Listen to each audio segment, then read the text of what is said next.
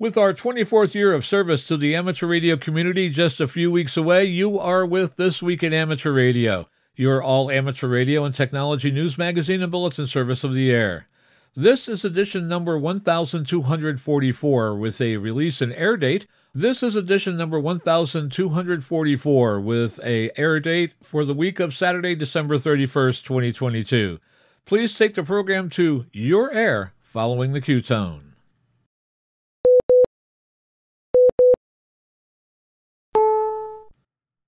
With our 24th year of service to the amateur radio community just a few weeks away, you are listening to North America's premier amateur radio bulletin service and news magazine of the air. We are This Week in Amateur Radio. Here are the stories for release around the earth as we come to air with edition number 1244 of This Week in Amateur Radio. Representative Bill Johnson of Ohio introduces a bill in Congress to eliminate land use restrictions to amateur radio operators. Meanwhile, Representative Lasko introduces a bill in Congress to replace the amateur radio symbol rate limit with a bandwidth limit. The Department of Homeland Security Auxiliary Communications training course has been announced. The latest experiment at HAARP fired 2-second RF chirps to a near-Earth asteroid. We will tell you how amateur radio played an important part in this experiment. Yaesu announces it is discontinuing 2 of its transceiver models. We will tell you which ones. The Radio Society of Great Britain is planning events and looking for input from amateurs for its upcoming inauguration of King Charles III. The slow-scan television system aboard the International Space Station is currently offline. The RSGB announces a new exam that allows you to go straight to a full license. And radio stations shut or power down at night. Do you know why? It's because of the laws of physics. We will tell you the details in this week's report. These headline stories come to you in a moment along with this week's special features. We'll visit with Bruce Page, KK5DO, and get an update from AMSAT and what's new with all of those amateur satellites in orbit. Our technology reporter, Leo Laporte, W6TWT, will talk about how China wants to redesign the Internet with one new special feature. And he'll talk about donating that old computer you have and trying new flavors of Linux. Australia's own Arno Benshoff, VK6FLAB, will try to answer the question, what is a volt? Our own amateur radio historian, Bill Continelli, W2XOY, returns with yet another edition of the Ancient Amateur Archives. This week, Bill will take us back to November of 1963 once again. That was the year that pitted hams against hams and hams against the ARRL. Bill will be talking about the introduction of incentive licensing. And our tower climbing and antenna master, Greg Stoddard, KF9MP, will have some general antenna mounting tips for you to help you grow that aluminum farm out there in your yard. That's all straight ahead as North America's premier amateur radio and technology news magazine and bulletin service, This Week in Amateur Radio, takes to the air right now. Reporting from our headquarters studio here in balmy 50-degree Albany, New York, where they're telling us that all of these 50-degree temperatures are due to climate change and that our low temperatures are supposed to be our high temperatures. I don't know. I'm George, W2XBS. And reporting this week from the ham shack of K2MST in the Museum of Science and Technology in Syracuse, New York, I'm Chris Perrine, KB2FAF, wishing you and yours a Happy New Year. And reporting from our news bureau in Rochester, New York, along the southern shore of Lake Ontario, where last week we had temperatures in the single digits, and this week it's almost spring-like, I'm Dave Wilson, WA2HOY, wishing everyone a happy, healthy, prosperous, and joyous New Year. Coming to you live from just outside the capital of New York State, Albany, New York, and Glenmont, this is Bob, W3BOO, Boo Radio. And reporting from a cold and soggy Troy, New York News Bureau, I'm Eric, KD2, RJX. And from Studio 1 of our Central Florida News Bureau, where the weather is going to be summer-like this weekend, I'm Fred, November Fox 2 Fox. And reporting from our news bureau in Fayetteville, Arkansas, where autumn is back for a short visit, I'm Will Rogers, K5WLR, wishing one and all a Happy New Year. Autumn? New Year? Now who's been messing with the calendar? And now with our lead story, here is Chris Perrine, KB2 FAF.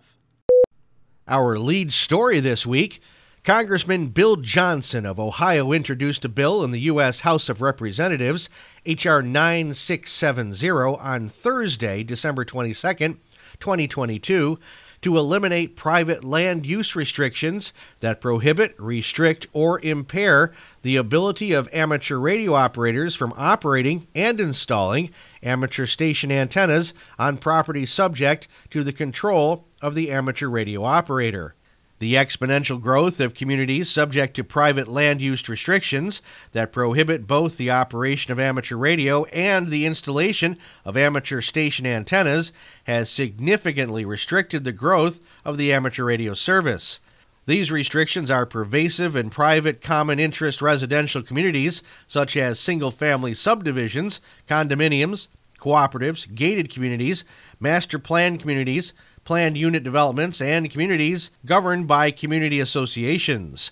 The restrictions have particularly impacted the ability of amateur radio to fulfill its statutory mandated duty of serving as a voluntary, non-commercial emergency communications service. Congress in 1996 directed the Federal Communications Commission to promulgate regulations that have preempted all private land use restrictions applicable to exterior communications facilities that impair the ability of citizens to receive television broadcast signals, direct broadcast satellite services, or multi-channel, multi-point distribution services, or to transmit and receive wireless internet services. ARRL attempts to obtain similar relief for amateur radio were rejected by the FCC with a statement such relief would have to come from Congress. ARRL Legislative Advocacy Committee Chairman John Robert Stratton, N5AUS, noted that Congress in 1994, by joint resolution, declared that regulations at all levels of government should facilitate and encourage the effective operation of amateur radio from residences as a public benefit. He continued by stating that H.R. 9670, the Amateur Radio Emergency Preparedness Act, is intended to fulfill that mandate and preserve the ability of amateur radio operators to continue to serve as a key component of American critical communications infrastructure. ARRL President Rick Roderick, K5UR, and Mr. Stratton both extended on behalf of the ARRL, its members, and the amateur radio community their thanks and appreciation for the leadership of Representative Johnson in his tireless effort to support and protect the rights of all amateur radio operators. Amateur radio operators around the world heard an Alaska science facility chirp an asteroid. On Twitter, ham radio users published audio and video of this past Tuesday's experiment from the High Frequency Active Auroral Research Program, or HAARP. This research facility is a project from the University of Alaska and is located about a 4-hour drive northeast of Anchorage, near a place called Gakona. From this remote place, home to just 169 individuals, HAARP got in touch with an asteroid. By firing a chirp radio signal in 2-second intervals, astronomers with HAARP sought to learn about the interior of asteroid 2010 XC15. It's an Aten family asteroid, a class of near-Earth asteroids that crosses our planet's orbit but chiefly dwell closer to the Sun. While 2010's XC15 doesn't pose a risk to Earth, HAARP wanted to learn about this rock's interior. The information could show how long-wavelength radio signals can probe the inside of an asteroid, which can improve models of rocks that could be dangerous. In 2029, with preparations in hand, HAARP will observe a more concerning asteroid named Apophis. The statement goes on to say this approach contrasts existing radar imaging programs, where astronomers bounce short wavelengths off an asteroid and learn about its surface. The idea is that having a comprehensive view of an asteroid will lead to stronger models about how to deflect one.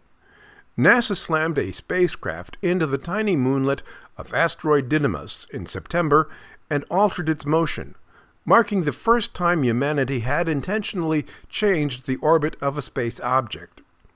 HARP may be the way forward to tackling bigger rocks. The moonlet Dimorphos was 525 feet in diameter in size, just slightly larger than HARP's target. Apophis, however, is twice as big. You are listening to This Week in Amateur Radio, available to download as a podcast from anywhere on the web podcasts are available.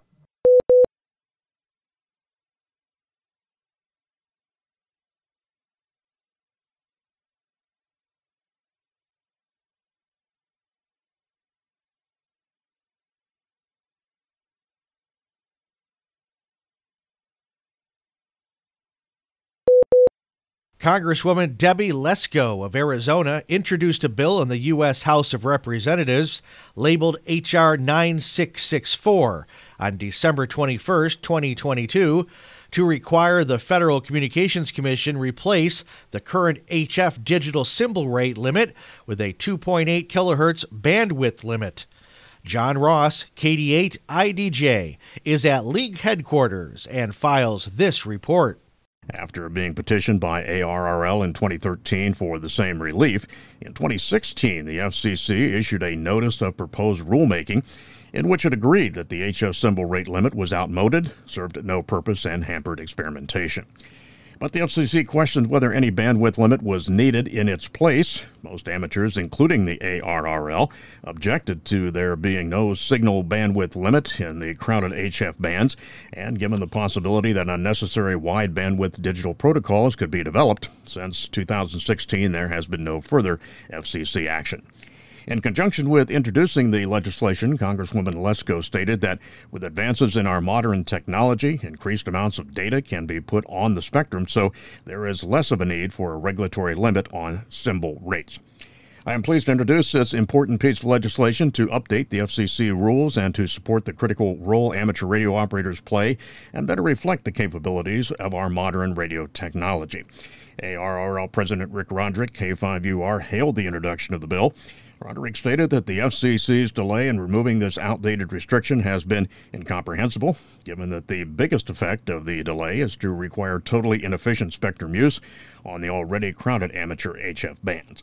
I hope the Commission will act to remove this harmful limitation without waiting for the bill to be passed. You can read more about this legislation and see a copy of the bill at arrl.org. I'm John Ross, KD8 IDJ. ARRL Legislative Committee Chairman John Robert Stratton, N5AUS, added that the symbol rate limit hampers experimentation and development of more efficient HF data protocols by U.S. amateurs. For all practical purposes, the field has been ceded to amateurs outside the U.S., where there is no comparable limit.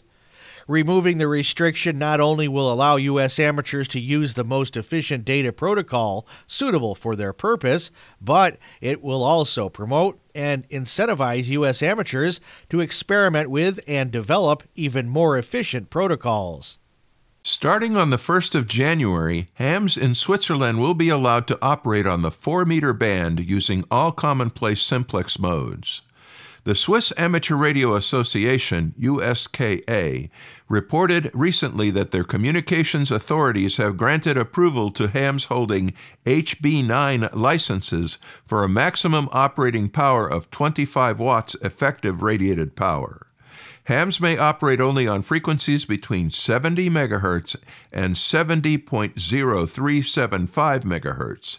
They also have permission for the range between 70.1125 and 70.5000 MHz.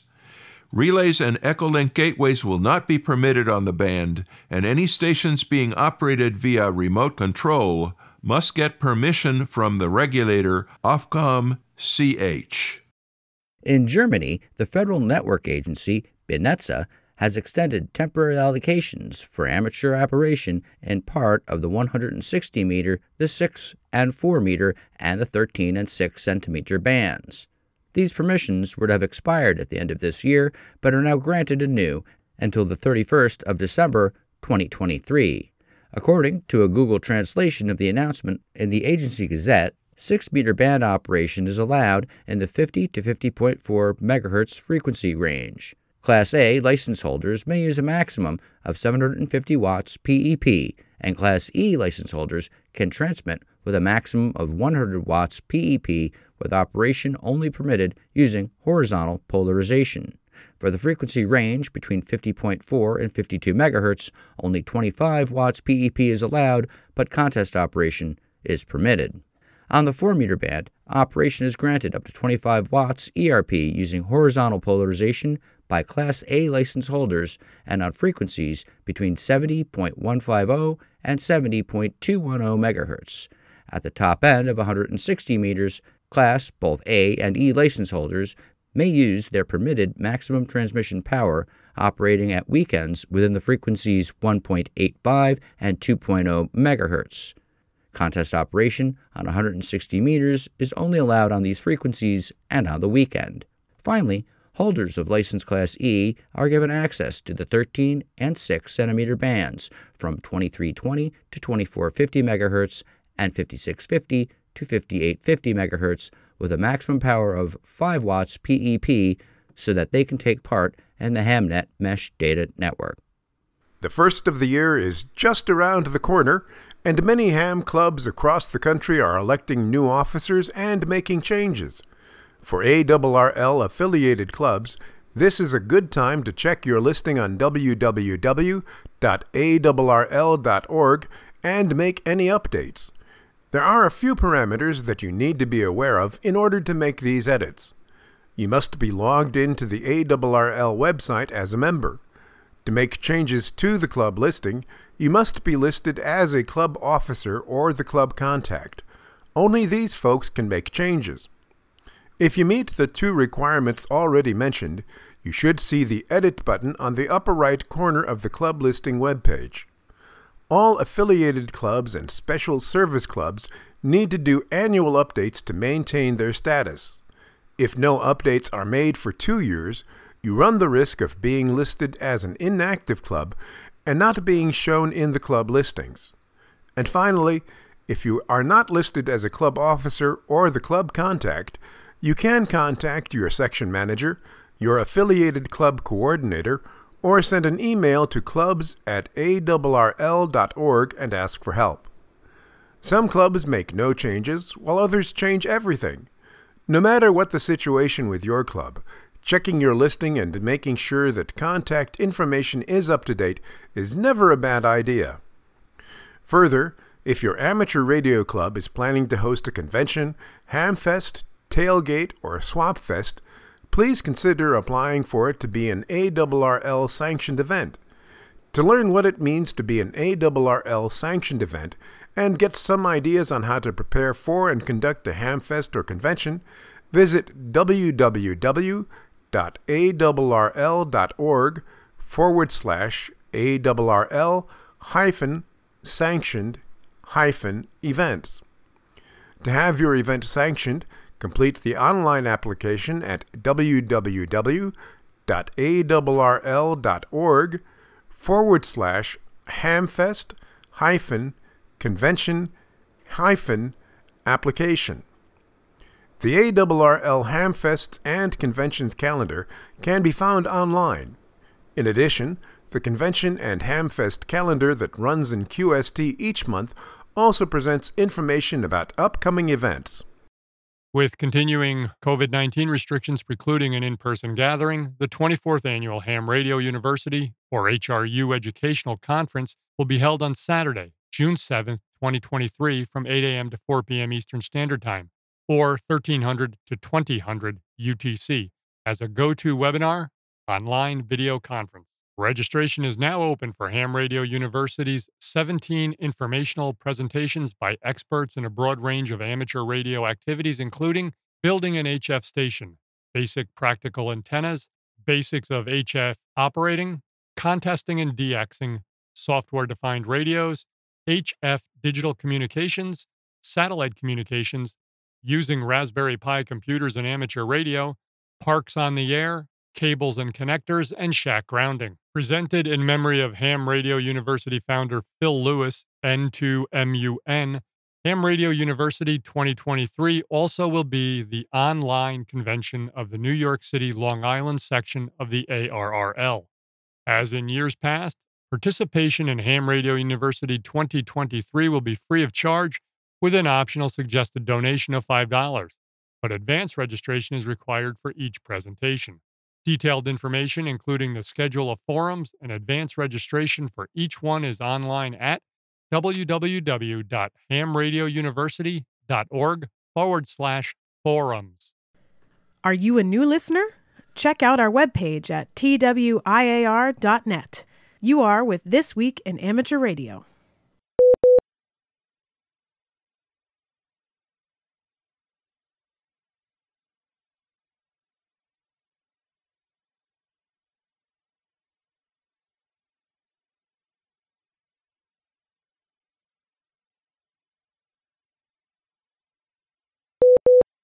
The Yaesu FT818 and the FTM400 will be discontinued.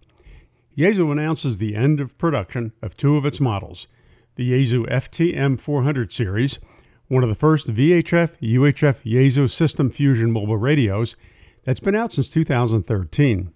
Also, the Yaesu FT818, that was the last Yaesu portable QRP rig with 6 watts on HF through 70 centimeter transceiver, the successor of the FT817, a very popular radio among portable, QRP, and satellite operators.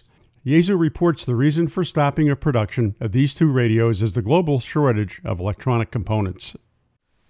The Orlando Hamcation has announced, in cooperation with the Florida Division of Emergency Management, that the Department of Homeland Security Auxiliary Communications Training Course will be conducted February 6th through the 8th, 2023 in Orlando, Florida, during the 2023 Orlando Hamcation. Meanwhile, in Pennsylvania, the Pennsylvania Auxiliary Communications Service has a new Pennsylvania Emergency Management Agency, ASC coordinator, Victor Yartz, KC3 MQI. Travis Best, W3TMB, continues to serve as Commonwealth ACS officer, a volunteer position. The Pennsylvania Emergency Management Auxiliary Communications Service is a volunteer-based emergency communications reserve program that has both operational and educational components. ACS offers ongoing and technically diverse training to its members. It serves as a redundant communications resource, ready to enhance or assume emergency communications duties for governmental agencies, county, regional, state, and federal during times of actual or potential disaster, or when normal communications are either unavailable or are unable to adequately transfer traffic as needed. 6 months after publishing the new direct-to-full examination syllabus for UK license holders, the Radio Society of Great Britain is preparing to accept enrollments for the exam starting in January 2023. This exam is open to everyone, from foundation to intermediate candidates, but it was developed especially to accommodate those aspiring hams who already possess technical competence and would rather bypass the 3-tier license path. Although the direct-to-full syllabus varies only slightly from the existing syllabus, a new item has been introduced regarding aperture antennas. If you wish more details on how to book for this exam, visit the RSGB website at rsgb.org and select the option for exam announcements visible in the menu on the right-hand side of the screen. The Radio Society of Great Britain is making plans to celebrate the coronation of King Charles III and the Queen Consort in May 2023. The coronation theme is looking towards the future while being rooted in our traditions, which the Society would like to incorporate in its celebrations. Long before there was radio, the United Kingdom had its fire beacons, torchlight relays that served as warnings of invasions in earlier centuries. As the Radio Society of Great Britain makes its plans to help mark the coronation of King Charles III and his Queen Consort next May, the Society hopes to give this ancient tradition a role as well. A number of events will be organized for the occasion with an eye toward demonstrating amateur radio to the public. The Society's coronation lead, Alan Messenger, G0TLK, is looking for ideas about what shape the special events will take, and most particularly how the fire beacons can be included as a way of honoring traditions. UK hams are being asked if they have suggestions for these events or any other thoughts to contact Alan at special.projects@rsgb.org.uk. Amateur Radio on the International Space Station, or ERIS, has announced a list of 7 schools and host organizations selected to host scheduled amateur radio contacts with the astronaut crew on the International Space Station from July to December 2023. Earlier this year, 9 schools and organizations were selected for contacts that will take place from January to June 2023 with the space station. The primary goal of the ERIS program is to engage young people in science, technology, engineering, arts, and math activities that raise their awareness of space communications, radio communications, space exploration, and related areas of study and career possibilities. ERIS does this by organizing scheduled contacts via amateur radio between crew members aboard the ISS and students. Before and during these radio contacts, students, educators, parents, and communities take part in hands-on learning activities tied to space, space technologies, and amateur radio. ERIS anticipates that NASA will be able to provide scheduling opportunities for the following host organizations in the United States between July and December 2023. A.L. Burris Elementary School in Marietta, Georgia. Augusta Preparatory Day School in Augusta, Georgia. Bowen Middle School in Bakersville, North Carolina. Camp William B. Snyder in Haymarket, Virginia. Covenant Christian Academy in West Peabody, Massachusetts. Orangeburg Christian Academy in Orangeburg, South Carolina, and Webbridge Middle School in Alpharetta, Georgia. A total of 16 schools and organizations selected for 2023 are now working to complete an acceptable plan that demonstrates their ability to execute a ham radio contact with the ISS.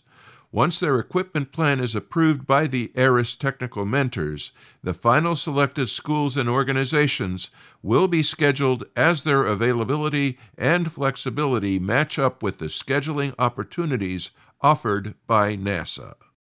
On Wednesday, December 7th, 2022, 22 communication officers at the Marine Corps Communication Electronics School in 29 Palms, California, became amateur radio operators.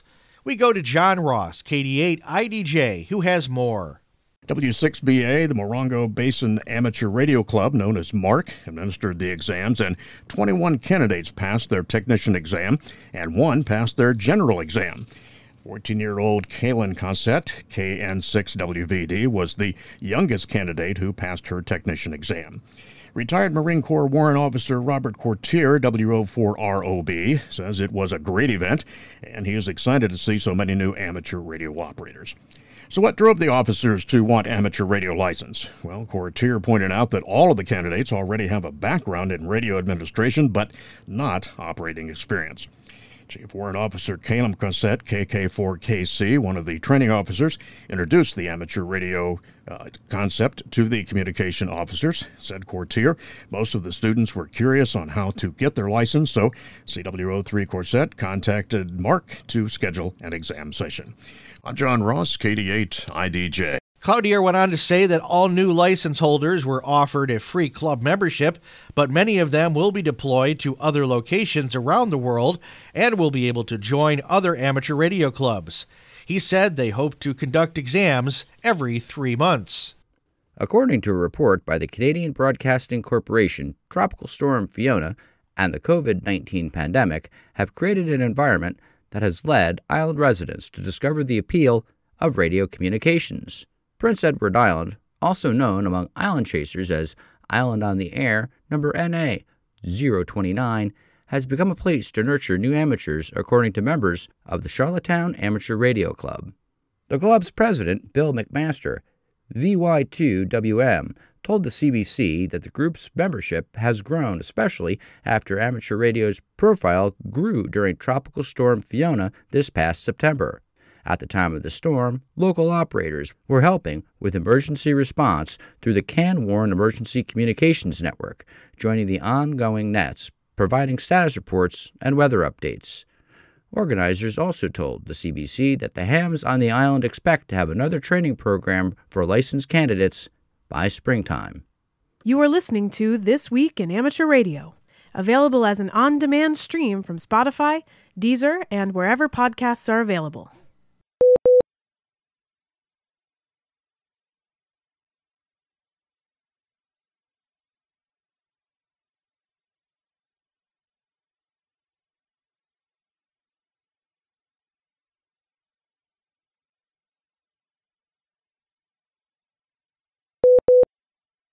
And now with the latest technology news and commentary from Petaluma, California. This Week in Amateur Radio is proud to present Leo Laporte. Let's talk tech, you and me. We're having a fun time. This is like a little user group here. Let's see what's been going on in the world around us, as if you didn't know. For instance, I think it's really interesting that a lot of different organizations are using the emergency of the virus to kind of leap on other bandwagons, hoping no one will notice. For instance, China and Huawei proposing something they call new IP, a new internet. The proposal has caused concerns, according to the Financial Times, among Western countries, including the UK, Sweden, and the US, who think that the proposal that China and Huawei made at the International Telecommunications Union, ITU, would splinter the global internet. We have a system right now, you're probably familiar with it, TCP, IP, the IP addresses you've heard about over and over again, because mysterious dotted quads, the four numbers separated by periods, and the whole system of DNS, all that stuff that we talk about, the complicated stuff. That was invented many, many years ago by a guy named Vince Cerf and a group of scientists at the Department of Defense, at DARPA, at private industry, companies like Bolt, Beranek, and Newman, universities like Stanford and MIT, all collaborated to create this thing we use today, 30, 40 years later, we know as the internet. It works pretty darn well, if you ask me. It's working real well right now, isn't it? Admittedly, there's some burden on it. People are watching a lot more Netflix, so there's a little burden on it. But what would we do? How would we work from home without it? How would we, now you can Netflix and chill. You can't go to the movie theater, but you can Netflix and chill. That's not so bad. It would be hard to imagine doing what we're doing these days without the internet. But China thinks it's not good enough. And it's interesting because one of the points of new IP is to give, according to the U.S., the state-run internet service providers granular control over how its citizens use the internet. Oh, China, that's what you want? What a surprise. It has gained the support of Russia. No surprise there either. And Saudi Arabia. What do these three authoritarian regimes have in common? Well, the internet's a threat to them. One of the features Huawei, the Chinese company Huawei, has built into new IP, something described as a shut up command. A shut up command. That means a central point in the network could cut off communication to or from a particular address. So basically, the internet, the way it works now, in theory, and admittedly this is what we fight for all the time when we're talking about net neutrality, is an agnostic postman that simply moves the data, the boxes, the packets around. Doesn't inquire as to what the packet contains or who it's being sent from or to. That's none of its business. Just like in the postal service or the telephone company. It's none of my business. And that's how it should be. That's what net neutrality is all about. Packets is packets. No packets are greater than other packets. This system, and you can, as with all of these kind of power grabs, you can always slice it differently to make it sound palatable. Well, how are we supposed to turn off malware command and control servers? How are we supposed to shut up terrorists? We need a command like this so we can shut down the bad actors on the internet, and there are plenty. Problem is, the bad actor in this case could be Russia, Saudi Arabia, or the Chinese government deciding they don't like dissidents. And China does this all the time. All the time. Did you see the story that TikTok, which all the kids, I know the kids love it, but you might tell the kids it's a Chinese company, and they had until recently instructed their moderators to eliminate TikToks from poor people. shabby-looking people because, well, that's not good. We don't want to see any poor people on TikTok. That's the kind of control that governments want. They want to keep the riffraff out, and the riffraff might include anybody who doesn't think the government is just not super stellar, not sufficiently deferential. The ITU will vote on this. I'm assuming this isn't going to happen, but I just thought I'd mention it. It's really interesting how, I mean, I know the bad actors. Yeah, these governments are the bad actors, and sometimes I include our own government. They're pushing through something they call the Earn It Act. Bipartisan, Republicans and Democrats both love the Earn It Act because the Earn It Act is, well, think of the kids. The Earn It Act is designed, they say, to protect children against trafficking and abuse on the internet, which is admittedly a big problem. But the way they're doing it shows they have other motives. The Earn It Act says companies will be liable for any of the content held on those companies' sites. So Facebook would be liable for anything you post there. That's traditionally not been the case on the internet. Just like the phone company isn't liable for what you say on the phone. That's not their job to listen in. And for a long time, they call it Section 230 of the Communications Decency Act. For a long time, internet service providers, and still today, are protected. You're just a common carrier. You're not responsible because A, it would be impossible, and B, it puts them in the position of having to observe everything that goes on. And that is the secret of the Earn It Act. If you want to be protected, you have to make sure nothing bad is going on. In other words, you have to be able to read the content of every message, just like the phone company have to be able to listen to the content of every phone call. And that means encryption is out.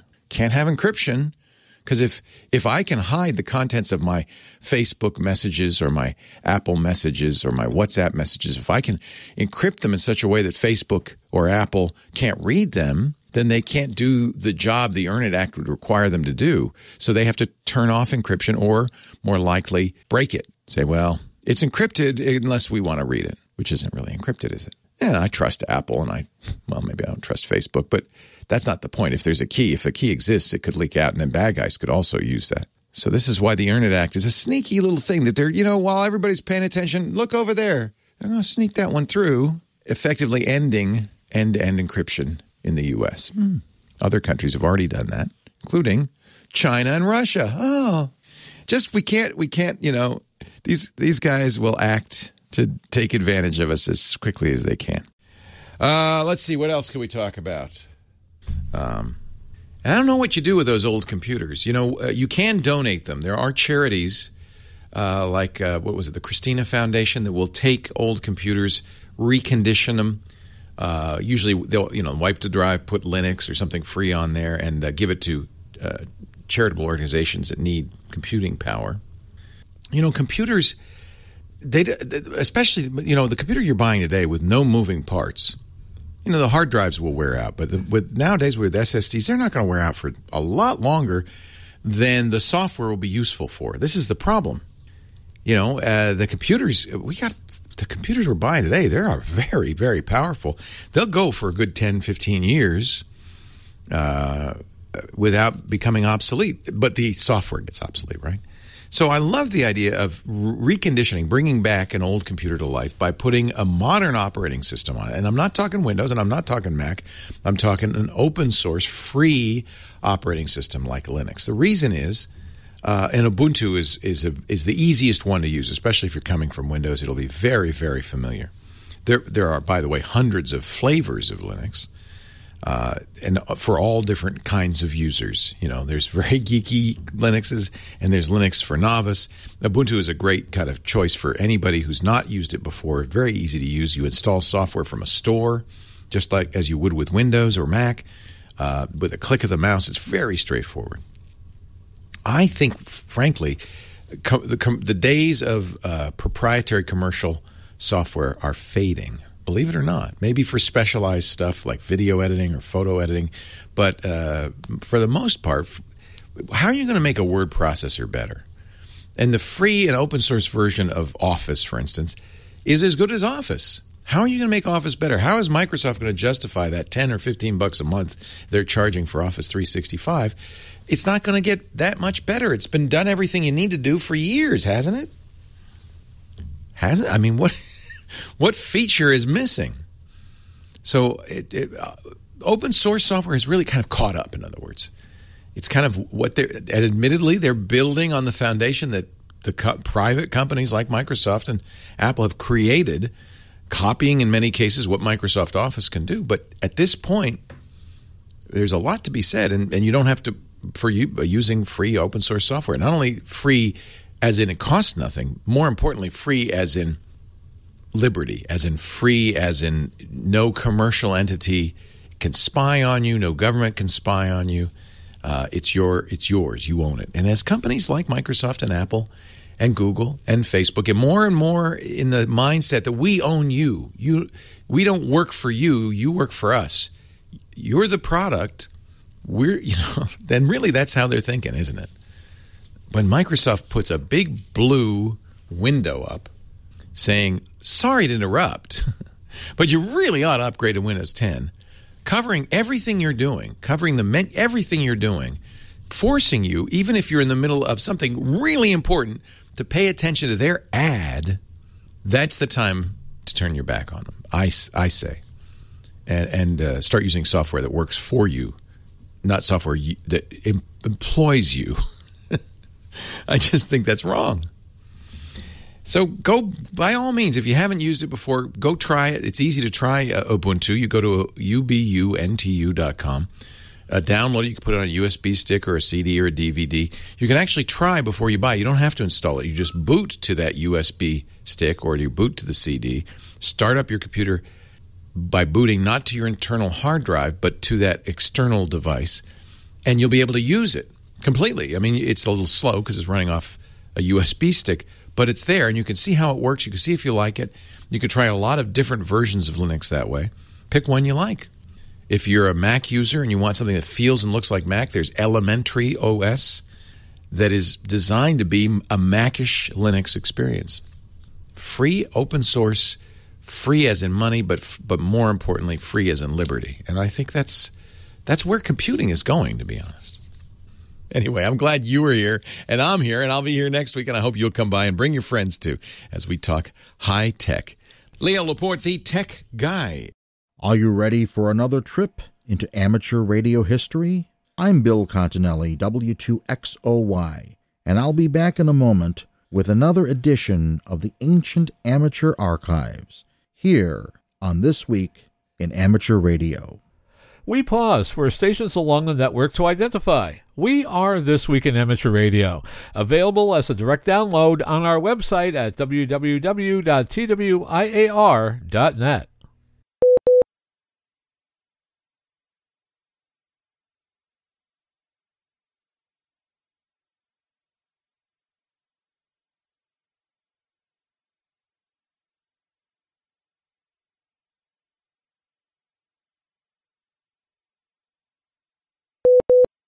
And now, with this week's edition of the Ancient Amateur Archives, here's Bill Continelli, W2XOY. Mention November 22nd to many people in the U.S., and they will immediately associate it with the date that President John F. Kennedy was assassinated. But for amateur radio operators, especially those licensed for more than 40 years, it means something totally different: incentive licensing.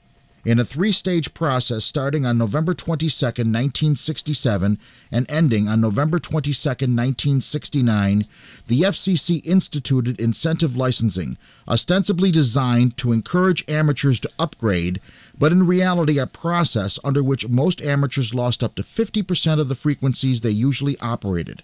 Incentive licensing, or incentive punishment as some have called it, has been blamed for the demise of many American amateur radio equipment manufacturers such as Hammarlund and Hallicrafters, a temporary decline in the number of licensed hams, and bitter feelings against the ARRL and the FCC that last to this day. As we approach the 40th anniversary of incentive licensing, let's take a look at the events that led up to this controversial decision. In order to do so, we must go back to 1951. Prior to 1951, a rather simple license structure existed in this country. Amateurs had a Class A, Class B, or Class C license. Class A conveyed all amateur privileges on all frequencies, including exclusive access to the 75 and 20 meter phone bands. Class A required passing a comprehensive theory exam and a 13-word per minute CW test, which included sending as well as receiving. Class B conveyed all CW privileges on all bands and allowed phone operation on 160, 11, and 10 meters in the HF spectrum and on all VHF and UHF frequencies. Note that 75 and 20 meter phone operation was limited to Class A hams. What about 40 and 15 meters? Well, 40 at that time was CW only, and as for 21 megacycles, it wasn't a ham band back then. 15 meters was given to us in 1947 in exchange for the 14.35 to 14.4 megacycle segment of 20 meters, but the 15-meter band actually wasn't available to hams until 1952. In addition, 160-meter access was severely restricted at that time because of the LORAN radio navigation, and 11 meters was a secondary U.S.-only allocation with limited popularity. So, the Class B ham who wanted HF phone operation went to 10 meters by default. Class B hams passed the same 13 words per minute code test as Class A, but a less comprehensive written test. Class C gave the same exact privileges as Class B, but the exam was given by mail under the supervision of a Class B or higher license to those who couldn't walk the 175 miles, uphill both ways through the snow, to a quarterly FCC examination point. In 1951, the FCC reorganized the entire license structure. Class A was replaced by the Advanced, Class B by the General, and Class C by the Conditional. 3 new licenses were created at that time: the Extra, Technician, and Novice. The Extra, actually Amateur Extra, had a 20 words per minute code requirement and a written exam more difficult than the old Class A. In order to qualify for the Extra, one needed to be licensed as a Class B or General for at least 2 years, in addition to passing the test. However, if you held a Class B or General license or higher, and you were licensed prior to April 1917, you could get an Extra with no additional test. Technicians had to pass the General theory and a 5 words per minute CW test. They had privileges above 220 megacycles only. Novices had a basic 20-question written exam, the 5 words per minute code test, and limited CW privileges on 80, 11, and 2 meters, as well as voice privileges on 2 meters. This was a 1-year non-renewable license. The Advance was available until December 31st, 1952 for upgrades or new licenses, at which time it was withdrawn from availability. Those holding Advanced class licenses could continue to renew, but no new licenses were issued. In 1952 and 1953, the FCC also dropped a couple of other surprises. Phone operation was allowed for the first time on 40 meters, 15 meters was finally opened, the 14.35 to 14.4 megacycle segment of the 20-meter band was removed from the amateur service, and, in the biggest bombshell of them all, Generals, former Class B, and Conditionals, former Class C, were given access to all former exclusive Class A phone frequencies. Now the Conditional, General, Advanced, and Extra class operators had the exact on-the-air privileges. During the 1950s, novices were given 40 and 15-meter CW privileges in addition to their 80-meter segment, and 11 meters was removed. Technicians got 6 meters in 1955 and the 145 through 147 megacycle segment of 2 meters in 1959. Technicians could also hold a novice class license simultaneously. Many amateurs were unhappy with this structure. Extras complained that they had to go through a 2-year waiting period as a General or Advanced, had to pass a difficult test, and yet received no exclusive frequencies for their efforts. Advanced class amateurs were upset with the limbo status of their licenses, the fact that they no longer held the highest class license, and the fact that they no longer had exclusive use of 75 and 20 meter phone.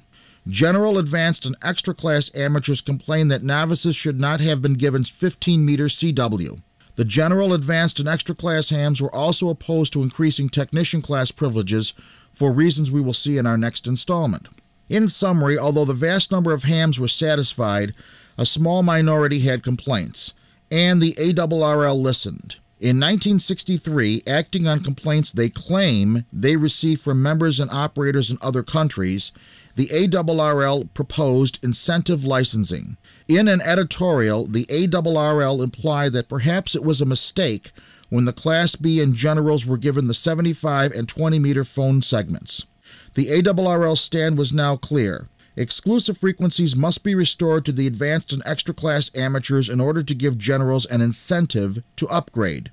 Of course, what was left unsaid was that in order to do so, frequencies would have to be taken away from the general class hams. What was the ARRL's original proposal? How did hams react to it?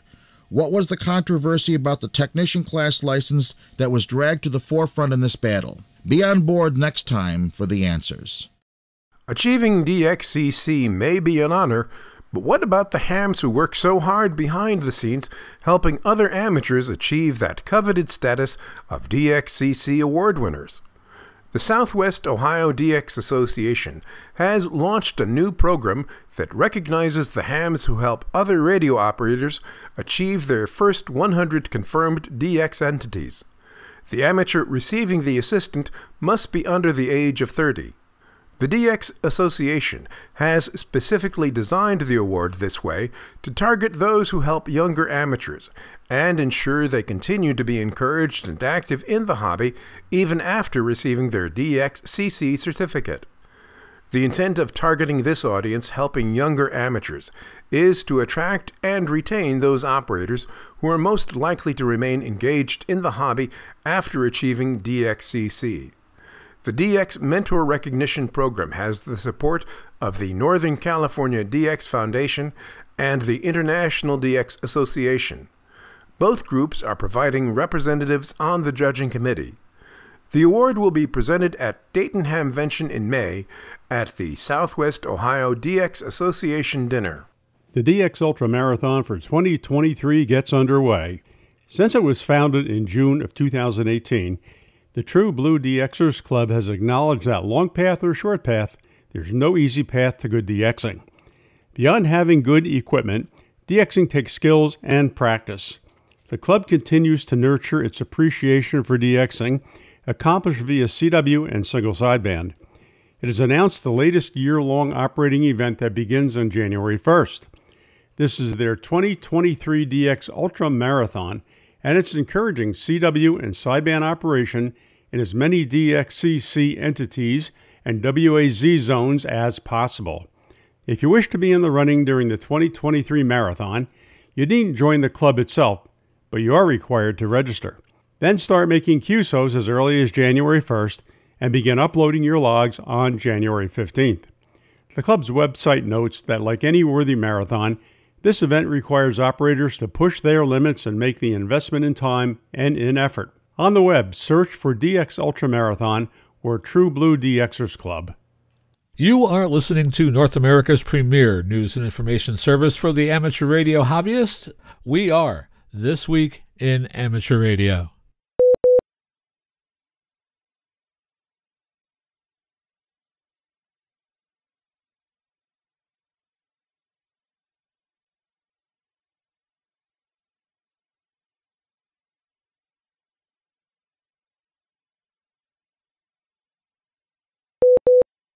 In radio sport contesting on December 26th, it's the DARC Christmas Contest, that's CW and phone.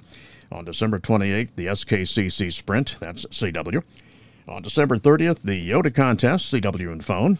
On December 31st, the Bogar Old and New Contest, that's phone only. Then on January 1st, the AGB New Year's Snowball Contest, CW phone and digital. Also on January 1st, the SAR-TG New Year RTTY Contest, that's digital. And on January 1st, the AGCW Happy New Year Contest. That is CW as well. And you can find a complete list of contests available at arrl.org/contest. And some upcoming section, state, and division conventions for January 2023. On January 7th, it's Ham Radio University hosting the ARRL New York City Long Island Section Convention. That is an online event. And January 20th through the 21st, the Southwest Florida Regional Hamfest hosting the ARRL Southern Florida Section Convention. That is in Fort Myers, Florida. It is time for the weekly propagation forecast report brought to us each week by Tad Cook, K7RA, in Seattle, Washington, who reports that this reporting week, December 22nd through the 28th, 2022, saw declining solar numbers and rising geomagnetic indicators. Average daily sunspot numbers dropped from 124.1 to 96.1, and the solar flux went from 153.8 to 143.8. The average planetary A index rose from 6.7 to 17.3, and the middle latitude numbers went from 5.1 to 12.6. So let us take a look ahead to the predicted solar flux. It will be 158 and 156 on December 29th through the 30th, 154 on December 31st through January 1st, 2023. It'll be 156, 156, and 154 on January 2nd through the 4th, 140 on January 5th all the way through the 8th, and 136 on January 9th. Looking at the predicted planetary A index now, it will be 10, 16, 14, 10, and 8 on December 29th, 2022 through January 2nd, 2023. It'll be 5 on January 3rd and 4th, 10, 8, and 10 on January 5th through the 7th, and it'll remain at 5 on January 8th through the 16th. K7RA also takes a note this week that the observatory near Penticton, British Columbia, is the source for his solar flux numbers. The staff leaves annually from Christmas to the New Year. The system is automated, and we get the daily noon readings from this source. Unfortunately, the system crashed on December 24th, and no readings were posted after Christmas Eve.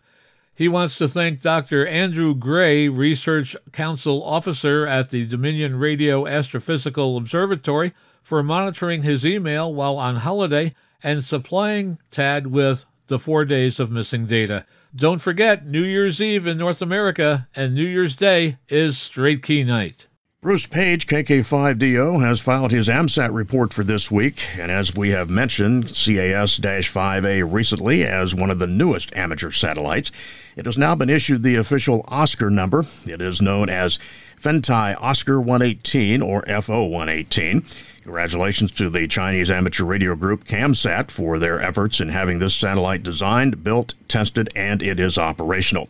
They worked with local education authorities and students from 10 high schools. One of the more unique features of the satellite is that it has a VU linear transponder as well as a VU FM repeater. A lot of fun, whichever method you prefer, maybe both. Foundations of Amateur Radio.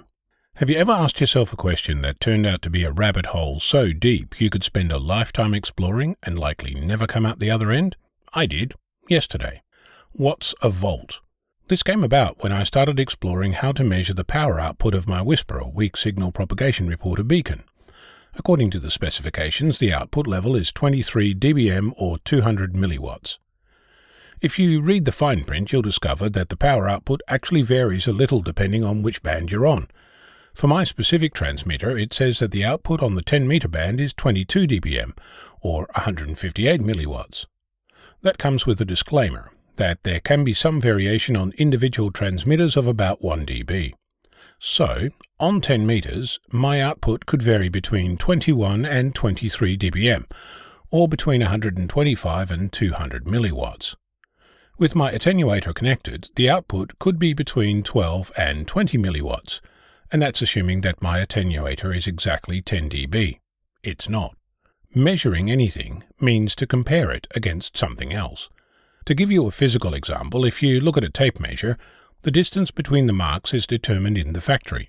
The machine that prints the lines is configured to make the lines just so. In the factory, there will be a specific master tool that determines how far apart the lines are in that factory. That tool is called, quote, the standard. The process of lining up the standard with the machine making the lines is called, quote, calibration. If you build a house on your own with just that tape measure, everything should work out fine.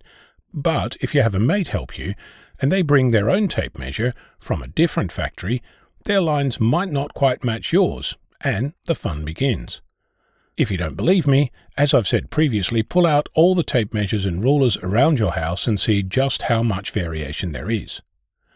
In my house, well, my CNC, there's a standard that came with my micrometer kit. It specifies physically how long 25mm is. I also have a 50mm and a 75mm standard. When I compare the 75mm with the 50mm and 25mm together, they're the same, within 1/100th of a millimeter. It's likely that it's better than that, but I'm still learning how to hold a micrometer and not have it overheat and stretch while I'm measuring. Yes, temperature changes the size of things. The point is, in my CNC world, my current standard sits in my micrometer box. At some time in the future I might want to improve on that, but for now it's fine. The standard that I have was at some point calibrated against another standard. That standard was in turn calibrated against another standard, and so on. Eventually you end up with an SI unit of 1 meter as defined by the International System of Units. In case you're wondering, it's defined as the length of the path travelled by light in vacuum during the time interval of 1 second.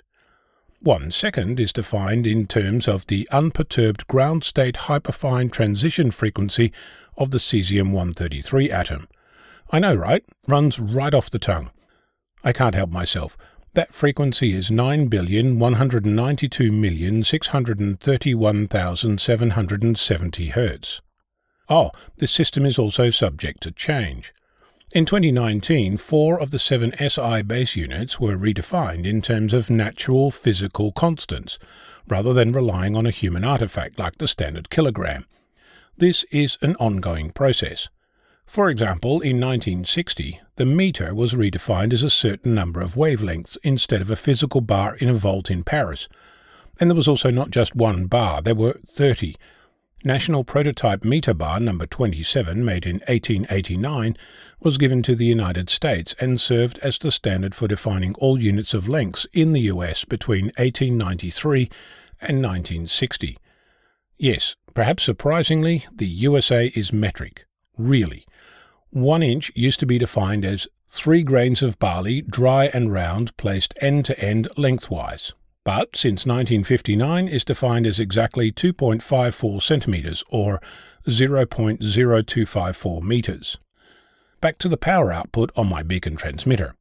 Assuming for a moment that I had an actual tool available to measure this, I'd still be comparing my tool against another standard. Let's imagine that I could measure the power output of my beacon with an oscilloscope.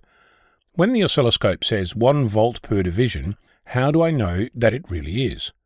If you start reading the calibration steps, you'll discover that they state you need to connect your scope to a reference, another word for standard, and that's if you're lucky. Some documents just wave their hands in the air and say something like, push the auto-calibrate button. The volt is defined as the electric potential between 2 points of a conducting wire, when an electric current of 1 ampere dissipates 1 watt of power between those points. The ampere definition involves counting elementary charges moving in a second. It's in the order of a 10 with 19 zeros. Not to mention that there's also a definition of how much an elementary charge is. You get the point. This is a rabbit hole. So, now, let's pretend that I have a calibrated oscilloscope. Let's say that our oscilloscope is calibrated within 1 dB. Cool. So, I plug in my beacon and measure. What? I'll end up with a reading. That's plus or minus 1 dB of reality. In my case, perhaps I read 22.5 dBm.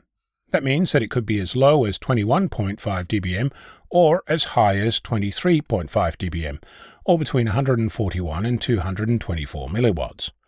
So it's within specifications.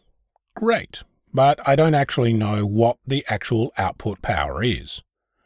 Another way to look at this is to use a measurement to determine if the power is within specification or not. I'm guessing that Harry already did that test before he put my beacon in the box and shipped it to me. Long story short, I'm no closer to knowing just how much power is coming out of my beacon, but I'm still working on finding a friend with a calibrated tool that might give me something a little more precise than fail or pass. You know that there's a saying about turtles all the way down? I think it's rabbits myself. I'm on it. Victor Kilo 6, Foxtrot Lima, Alpha Bravo. Looking for older editions of our news service? You can find them all as part of the digital library of amateur radio and communications through the facilities of the Internet Archive. You are listening to This Week in Amateur Radio.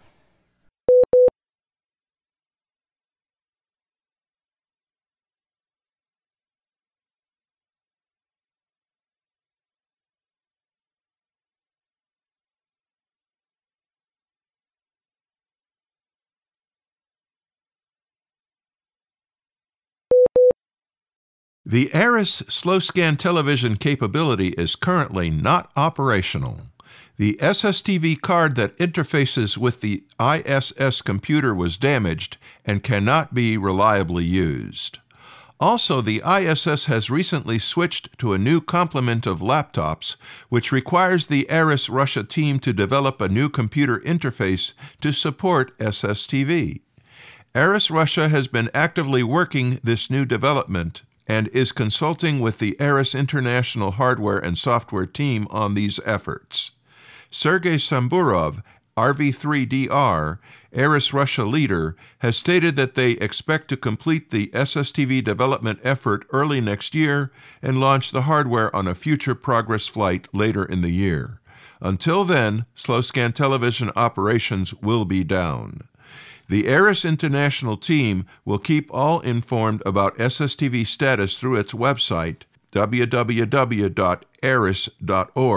and its various social media outlets.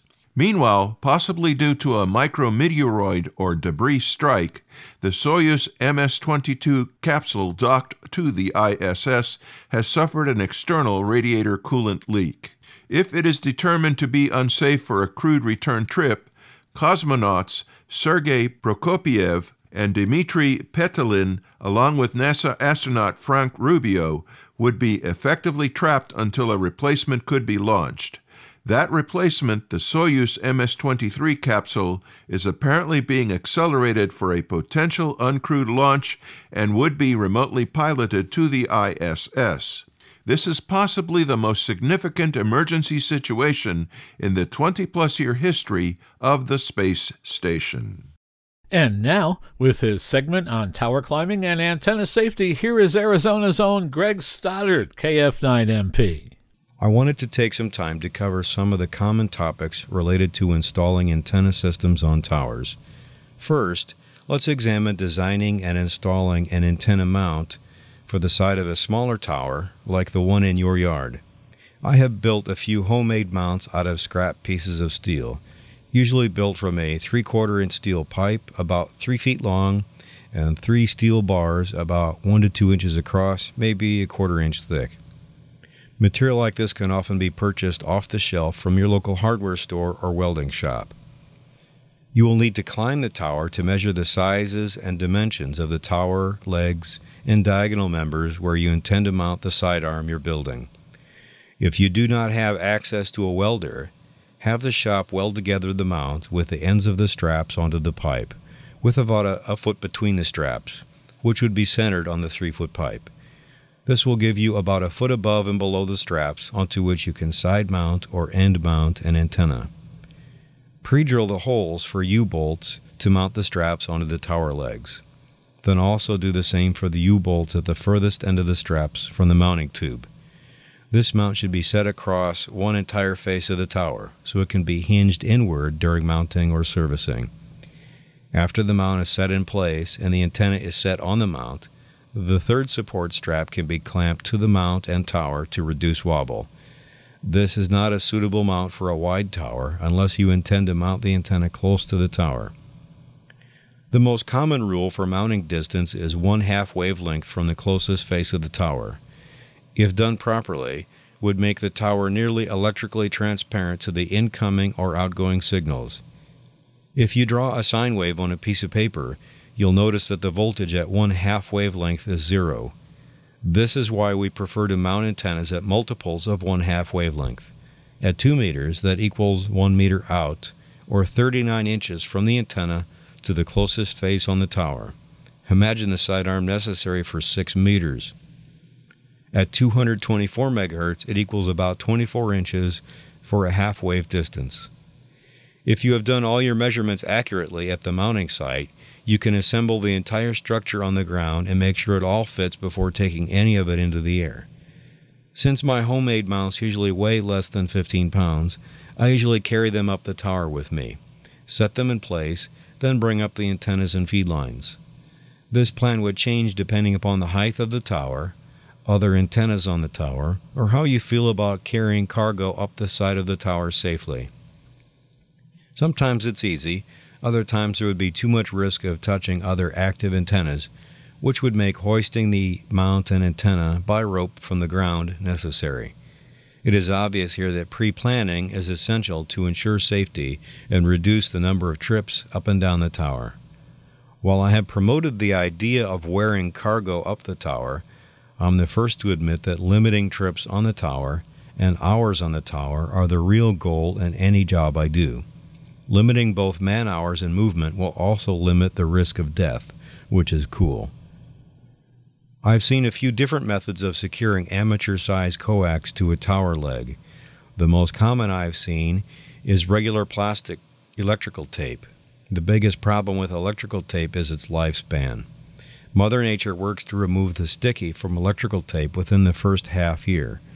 I've also seen cable ties used. As far as I know, clear or white cable ties are not made to survive sunlight, ozone, or Mother Nature's worst, which limit these to about 7 months or less, especially if they are flexed regularly. I think the black cable ties are the best for outdoor mounting. Lastly, I've seen 12-gauge solid wire with insulation cut to 5-inch lengths and wrapped around the tower leg and coax, then twisted. I know this type of scrap material to hold coax to a tower leg for decades with no visible sign of aging. I have also seen a black cable tie over several layers of electrical tape. And coax can change size and length during the day, so always allow for these changes. Remember, tower work at any height can easily become deadly. Money spent on books, videos, and climbing gear is well worth the investment. This is Greg Stoddard, KF9MP, reporting for This Week in Amateur Radio. We pause for stations along the network to identify. We are This Week in Amateur Radio, available as a direct download on our website at www.twiar.net.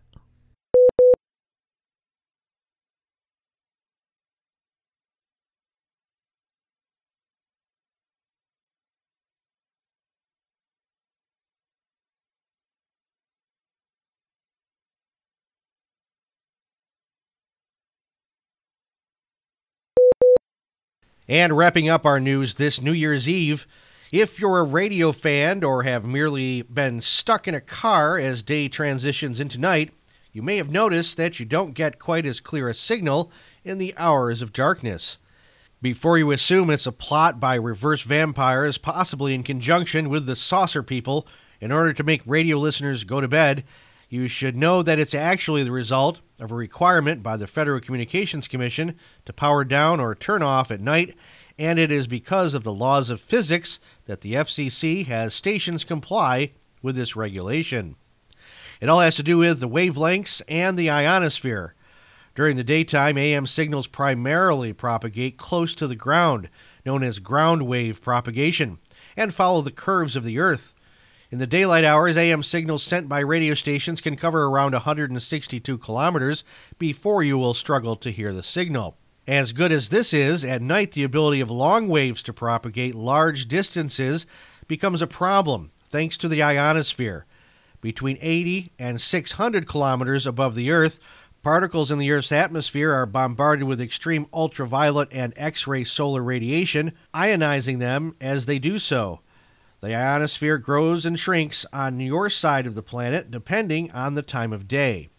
At night, the layer reflects AM radio signals, known as skywave propagation, to a much greater degree than during the day, allowing the signals to be carried for hundreds of miles further than during the day. While this may sound like good news, it is what's known as a pain in the butt for any communications regulator out there, or people who want to listen to anything other than an incendiary mess of static. Because of this change in signal propagation from daytime to nighttime, if every AM station kept its daytime operating power at night, massive interference would result, the FCC explains on their website. In order to compensate for this, and in recognition of the physical laws that govern AM radio propagation, the FCC requires that certain stations lower their power at sunset so that the station does not interfere with others. Other stations which cannot provide the necessary protection at night to other AM stations are presently licensed to operate during the daytime hours only, they added. So that's why, thanks to the laws of physics, your favorite AM station might shut down at night. But to be fair, it is the laws of physics that allow you to listen in the daytime, so let's not get too mad at the rules which govern our universe. This Week in Amateur Radio is holding open auditions for news anchors for the weekly national worldwide amateur radio news service. If you have a good radio voice and can reliably read provided news copy, we are looking for you. This, of course, is an all-volunteer position. An amateur radio license is not required. You must have a high-quality microphone, headset mics are not used, and be familiar with audio editing software to record and edit your finished news stories before uploading. If you would like to try out for a weekly or bi-weekly anchor position with North America's premier amateur radio news on air and podcast, please send an email to our producer, George, W2XBS. You can include a sample MP3 of yourself reading news copy sent as an attachment to W2XBS77@gmail.com. That's whiskey, the number 2, X-ray Bravo Sierra 77@gmail.com. Be sure and use Anchor Audition in the subject line. Please include your phone number and a good window of time for a callback to discuss your submission and our operating logistics to see if This Week in Amateur Radio is a good fit for you. We hope to hear from you soon. Many of the news and information items heard on this edition of This Week in Amateur Radio have been provided by the American Radio Relay League, the ARRL Audio News Service, and the ARRL Letter, the Southgate Amateur News Service, Steve Richards, G4 Hotel Papa Echo, and the Southgate Vibes News Service, AMSAT, the Radio Amateurs of Canada, the FCC, the Radio Society of Great Britain, and AUXCOMM, the South African Radio League, the International Amateur Radio Union, the Wireless Institute of Australia, and the Australian Communications and Media Authority, the New Zealand Association of Radio Transmitters, the Amateur Radio Newsline, the Rain Hamcast, Eric Guth, 4Z1UG and QSO Today, QRZ.com, the Tech Guy, Leo Laporte, the International Telecommunications Union, and various news sources on the Internet. This Week in Amateur Radio is heard on nets and repeaters around the country and around the world, on great repeater systems like WA3PBD repeater system, on Thursday evenings at 7:30 p.m. on 146.730 and 223.940, covering all of Pittsburgh, Pennsylvania, and beyond. With special thanks to all our weekly news sources and to you, our listeners, that wraps up this edition of This Week in Amateur Radio. If you would like to write to us, you can find everything you need, including archive editions of the news service, at our website at twiar.net. And now, for all of us at This Week in Amateur Radio headquarters and all our news team around the world, this is Will Rogers, K5WLR in Fayetteville, Arkansas, wishing you 73.